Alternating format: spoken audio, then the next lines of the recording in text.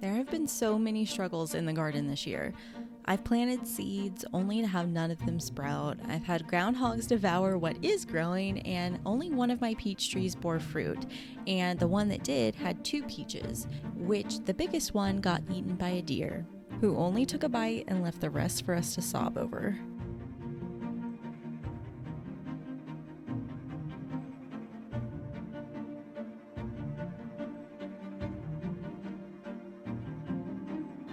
Growing food is a challenge, and I'm grateful more than ever for the farmers who do.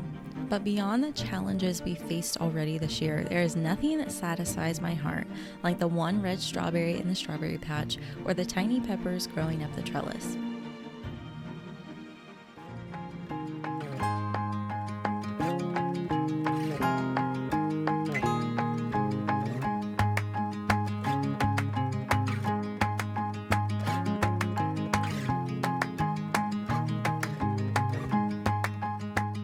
To harvest my lettuce in the morning when it's crunchy and full of water. That's when it tastes best and has the best texture. And then I'll bring it inside, give it a rinse or a soak in a little bit of apple cider vinegar to get off any bugs that may be lingering there. And then I'll take one of these little cotton towels and I'll make it nice and damp and wring it out. And then I'll just place that washed lettuce in it and roll it up and place it in one of my little cloth bags and keep it in the fridge.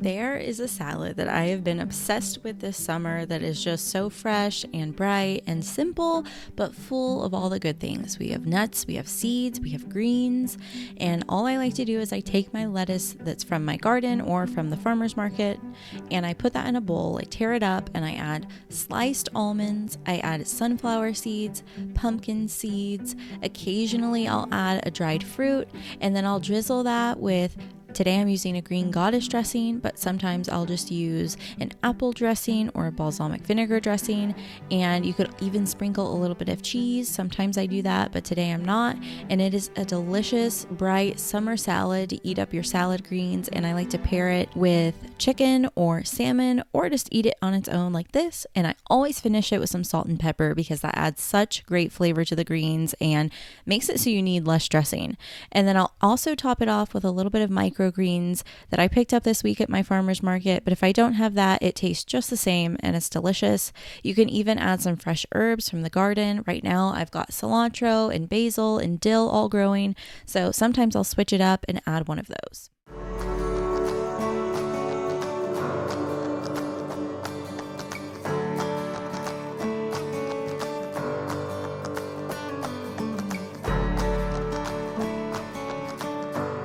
I aspire to grow as much of my own food as I can, and what I don't grow, I try to source from local farmers near me.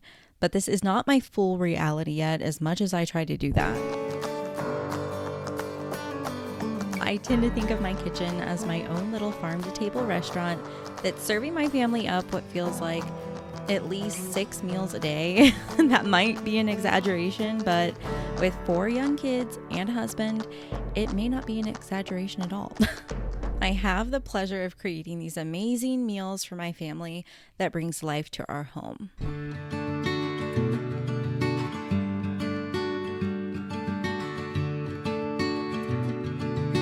Just like beauty is in the eye of the beholder, abundance is more of a disposition. Being really grateful for that bowl of apples on the counter, or the clothes in your closet, the lettuce coming from your garden. The world may not think much of it, but reality is you are already living abundantly and you don't even realize it. So this morning I'm going to go ahead and get some of my einkorn pizza crust going in my bread dough reserve tub, and I'm going to go ahead and make that up, and then I'm going to put it in the fridge for dinner tonight.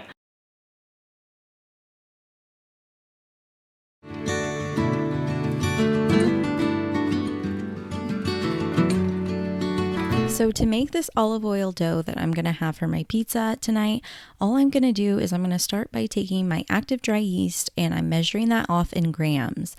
And then we're going to add in a little squeeze of honey. This is going to give it a nice sweetness and also help that active dry yeast to activate along with some warm water. And then we're going to let this proof and make sure that our yeast is nice and active. And once it is, I just like to add in a big heaping tablespoon of my Celtic sea salt to give us that nice salty bite in a crust. And then I'm going to add in good quality olive oil here to add a nice fruitiness and help this dough come together. Next, I'm going to add in my einkorn flour, which is an ancient wheat flour. It's the first flour that was ever on earth, the first wheat. And so I like to cook with it as much as I can. So I'm going to add that in, and this is going to form our pizza dough. Now that the dough is all prepared, I'm just going to put the lid on and I'm going to leave this on my counter for a couple hours, and after that, stick it in my fridge. I also needed to pick up a few more staples for my house today from the regular grocery store, so I'm going to go ahead and share what I got with you now. I got some organic brown rice. I love jasmine, along with some dried cherries, some peppercorns for the pepper grinder. My kids love this beef jerky, some dried mango just for snacking, avocado oil, which I use on so many things from roasting to baking. And then I also like to keep organic pasta in my pantry just for quick meals. A lot of times I'll buy brown rice pasta, but I find that it's a little bit hard on your gut. So sometimes I'll just go for the organic regular pasta. I love to be a fly on the wall in other people's homes and kitchens, and so today I thought I'd take you on a short little tour of what's in my fridge. So on the top shelf, I have kombucha, salsa, pasture-raised eggs from my mom, a mango, and my favorite Greek yogurt. And then on the next shelf, I have some salmon, I have kale from the farmer's market, cheese that I picked up this morning at the local farmer's market, and 2 more cheeses that I picked up from the grocery store. These are nice organic cheeses. I love sharp cheddar. This is one of our favorite butters. It's always salted. I love the European style. It's delicious. I like to buy good culture sour cream and ricotta. Of course, you could make these yourself, but I don't make everything from scratch, so I'll kind of rotate things out that I make from scratch and things that I pick up from the grocery store. On the next shelf below it, I have some cut up fruit, just some cantaloupe that my daughter wanted to cut up and snack on. And then I have a beautiful kind of cone-shaped cabbage that I got from the farmer's market. I have some raw milk, some blueberries, and some Swiss chard that I'm going to use on our pizza tonight.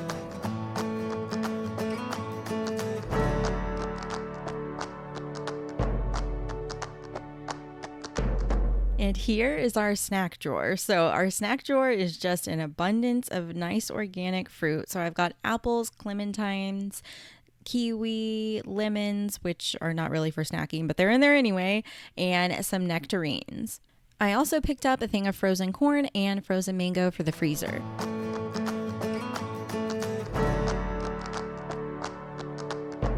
After a grocery shop, I like to take the things that I've bought in bulk and I'll put them in canisters or little bowls or weck jars, and I'll fill up my salt and my pepper and my spice jars, and this just helps my kitchen to feel like it's ready to go whenever I'm ready to make things. Everything feels like it's in its home, it's out, it's inspiring. I love to play around in my kitchen, reorganize things, take things out, add things back in. This is all part of homemaking and something I'm really passionate about, and it really makes me excited to get in the kitchen and cook for my family with these beautiful ingredients that I have at my disposal.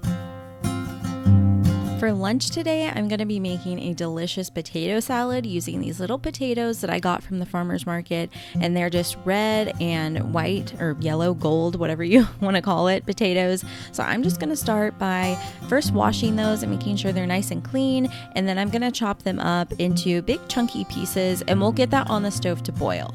So this potato salad is so delicious. It's a cold one, and it's not creamy with like a sour cream or mayonnaise base. It's actually a vinegar base, so we're going to end up using apple cider vinegar. And I love a tangy potato salad. It reminds me of a German potato salad or something with like a rustic European touch. I love that kind of food. It really is delicious. And so I'm going to take these potatoes, add them into my big stock pot, and then I'm going to fill that with some water from my Berkey, and we're going to let this simmer on the stove. This pot is so good. It boils my water really quickly, And while that's going on, I'm going to chop up a red onion. And the key to this potato salad is chopping this onion really finely and then soaking it in the apple cider vinegar. And that kind of makes it into a quick pickled red onion, and it breaks it down so it's more mild and flavors the vinegar at the same time. So it is just an amazing little vinaigrette that we're going to dress these potatoes in. And I don't think I mentioned, but this also has corn in it. So it's a corn and potato salad. So when corn is in season and it's nice and sweet and crunchy and you don't even want to cook it because it's just so good on its own, this is a great recipe for that. Although I didn't find fresh corn that was organic today, and so I didn't want to buy it. But if you can find good quality corn, I highly recommend using that instead of frozen. But either way, it is so delicious. So I'm just adding in some of my Celtic sea salt and a little bit of pepper, and this is just going to kind of pickle those onions while I continue to boil my potatoes. And before the potatoes are done, right at the very end, I'm going to throw in my bag of frozen organic corn and just defrost it enough, and then we're going to strain that off. What really brings out the fresh, bright flavor of this potato salad is the fresh herbs. So you could add a variety of different herbs here, but today I'm using dill from my little planter outside. I have some dill, cilantro, and basil growing in here, and you could really use any one of those and tweak them to your flavor preference. But today I'm going to be using dill. I think dill is a great pairing for this potato salad, especially with the vinegar and the onion. I think it just all goes together really well. So I'm just going to give this dill a little chop, not too finely. I kind of want to see it and have the texture. And now I'm just showing you the onions after they've kind of marinated in that vinegar. And I've drained off my potatoes and corn, and I'm going to add that in together and just give it a light toss. You don't want to toss it too much because it will break down those potatoes. And in this salad, since it's not creamy, we want to keep those potatoes intact and have a nice hearty texture to them. We don't want them to be mushy. So I'm going to add in that dill, and then I'm just drizzling over a nice amount of fruity olive oil. You could also use avocado oil, and that is it for the salad. You could add a little more salt and pepper to taste, but just toss it together and stick it in your fridge. And this is such a good lunch or a side, especially during the summer.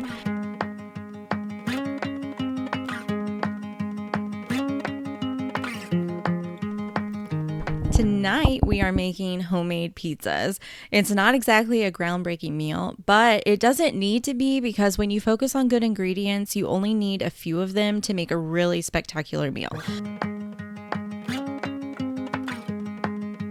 I started by making my olive oil dough that I'll be using as the pizza crust this morning, and so that's ready to go in the fridge, so I'll pull that out in a minute.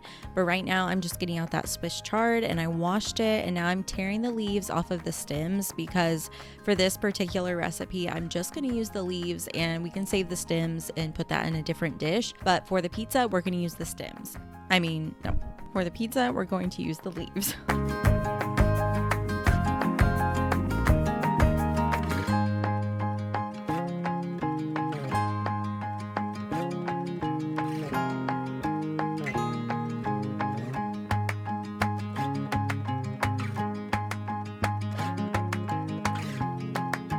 I'm just thinly slicing the Swiss chard, and now I'm going to take a couple garlic cloves, and I'm going to end up sauteing the Swiss chard down with the garlic before we end up putting it on the pizza. So I'm just going to crush these garlic cloves. I like to take a jar and kind of smash them versus with my knife. I think this is a really fun way to crush garlic, if crushing garlic can be fun. But I do that, and then I'm just going to mince it up, and we're going to get this Swiss chard and garlic in a skillet in a little bit of olive oil, and that's just going to cook down. We're going to soften them.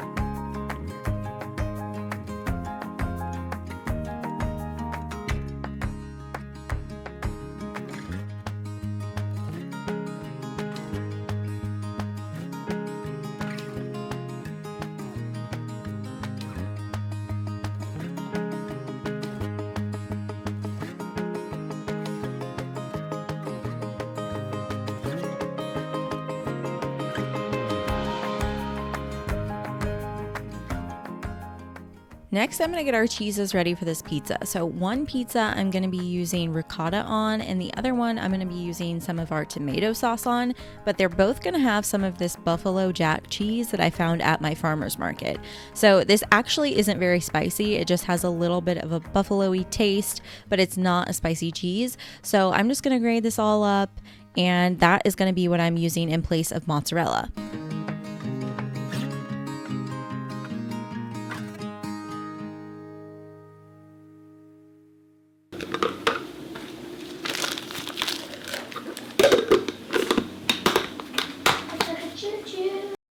So I have a cast iron griddle in my oven preheating nice and hot. I think I did around 450, 475 maybe.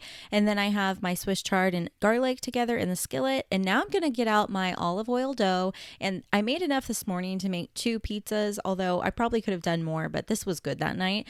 And so I'm taking a little bit of my whole wheat einkorn flour and I'm sprinkling that on some parchment. Not for easy cleanup or to prevent sticking because nothing sticks to this griddle. I'm just doing that so I can transport my pizza crust once it's all filled and has the toppings on to the hot griddle without picking up the pizza and having the toppings fall all over the place. So I put my whole wheat flour down. Now I'm just taking that dough and I'm stretching it out with my fingers. And I actually like a really thin crust, so I could have done it even thinner here, but I didn't. So if you want to stretch it as far as you can until it's almost kind of sheer in spots, and then I'm covering it with ricotta, and it can handle a good amount of ricotta, and it's so good and creamy with the greens. It really is a great pairing. So I put ricotta and then I put that cheese down. You could use other cheeses, of course, mozzarella, sharp cheddar, anything is fine, whatever you like. It's all about what you and your family like. And then I'm taking my Swiss chard and garlic and just adding that to the top. And the flavor of this is just really incredible and unique. And it's not something you just find at a restaurant. So it's really fun that it came from your kitchen.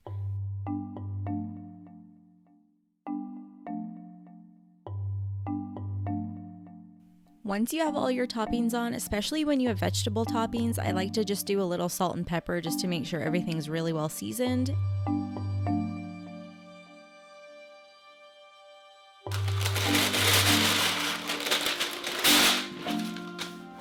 For the next pizza, I'm going to repeat the process, but this time I'm going to be using my marinara sauce or my pasta sauce and just the cheese. So this is a more kid-friendly version, but it was just as delicious. And you could even add a little bit of fresh basil. I should have done that. Hindsight's always 20/20.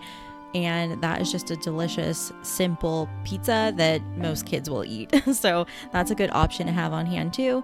And then I'm just rolling that in a little bit of my whole wheat flour just so it doesn't stick to my hands, and it makes it a lot easier to stretch out that crust.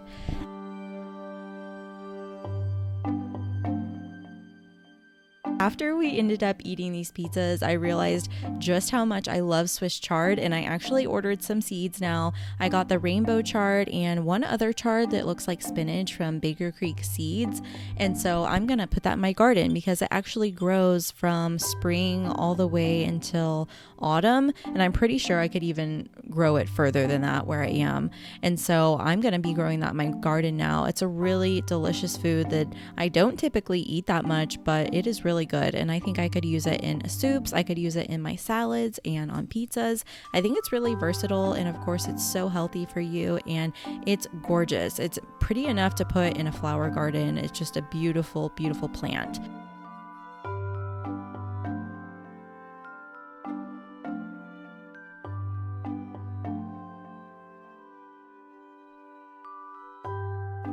We enjoyed this pizza so much, and it's such a testament to the way we like to eat because it's simple ingredients. It's flour, einkorn flour, good quality flour, it's organic ricotta, and it's a local seasonal vegetable. And you only need a few ingredients, and it's healthy for you, and it's delicious, and it feels so special. When you pull out homemade pizza on a Friday night or whenever you're eating it, it is just one of those things that fills your home with such an amazing scent, and it's fun to make. The kids can get involved and make the dough or top it with the toppings, and it just fills your home with such a great experience, and it gives you a love for where your food comes from.